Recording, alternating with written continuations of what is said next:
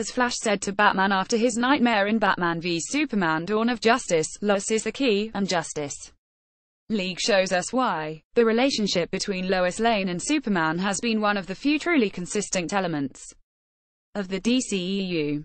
It's the only core aspect of the DC cinematic universe that's been present since its inception, having been a major part of both 2013's Man of Steel and 2016's Batman v Superman: Dawn of Justice. And whatever you may think of those movies, the emphasis they placed on DC's first couple is neither misjudged nor misplaced, honoring the 70-odd years of history the two share by making their bond a fundamental element going into the first live-action Justice League film. So much so is Lois ingrained in Superman's DCEU story that without her influence and compassion, the last son would be the arbiter of Earth's destruction rather than its sworn protector. Going back to Man of Steel, the couple seemed all but destined to cross paths. Clark, a manual laborer in the Canadian Arctic, is part of a group sent to accompany Lois as she investigates a crashed Kryptonian spacecraft for the Daily Planet. After she incidentally activates the ship's security system, Clark saves Lois using his superpowers, before donning the red and blue suit and cape for the first time and taking it for a spin. They become indelibly linked from that moment on, intertwined with Clark as the Superman and Lois as the only one who knows his true identity. Lane even accompanies him as he surrenders himself to the invading General Zod, placing her smack dab in the middle of the aliens as they wage war with each other over the fate of the Earth, destroying half of Metropolis in the process. Related worst things Superman has ever done to Lois Lane. Lois in the DCEU remains true to her comic ideal. As a reporter she's feisty and unscrupulous, willing to chase a story as much as necessary, and, before Superman, skeptical bordering on cynical. One of the most overbearing themes of Zack Snyder's DC films is that they're attempting to introduce a distinctly more contemporary worldview to the canon they're adapting. Being a reporter for a newspaper in the 2010s is a different job to what it was pre-internet. There's less job security than ever, and finding the right headline that'll shift papers can be exhausting. The media landscape cares more about profit than it does about the truth, a morose climate for a journalist with deeply embedded ethics like Lois Lane. For little farm boy Clark Kent, growing up with a milieu of superhuman abilities is a difficult, traumatic experience before he fights out about his roots as Kal-El, son of Krypton, and dons the cape and insignia to stand as the godlike defender of the innocent. A message from his Kryptonian father Jor-El teaches him that he has a high purpose, that the human race, as misguided as we are, have incredible potential that deserves to be protected and admired. He and Lois develop a deep bond in how they inspire each other spiritually.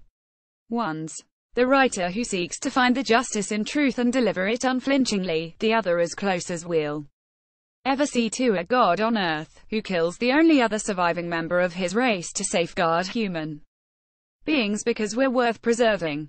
In Batman v Superman: Dawn of Justice, both their missions become inseparable as humanity reckons with the presence of the Superman.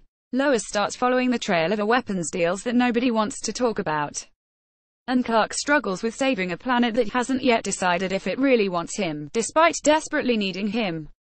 Conflict emerges with other metahumans and protectors who believe so much power in one individual is too much of a liability. Mortal men like Lex Luthor start to grow envious of what Superman is capable of and begin meddling in ways to match his strength. The mounting tension traps both Superman and Lois in a battle against the literal doomsday.